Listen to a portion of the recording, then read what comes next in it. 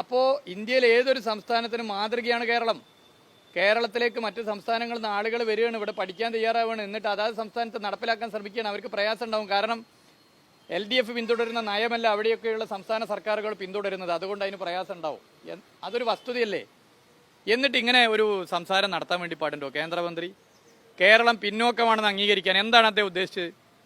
കേരളം പിന്നോക്കമാണെന്ന് അംഗീകരിക്കാൻ പറഞ്ഞാൽ കേരളത്തിൽ ഇപ്പോൾ സർക്കാർ സ്കൂളിന് കൊടുക്കുന്ന ഫണ്ടിങ് കൊടുക്കണ്ട.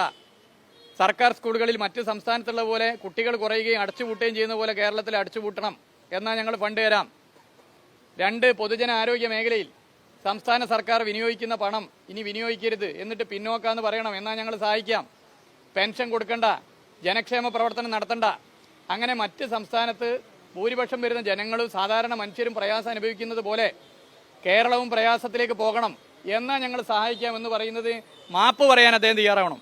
അതാണ് അതിൽ പറയാനുള്ളത്.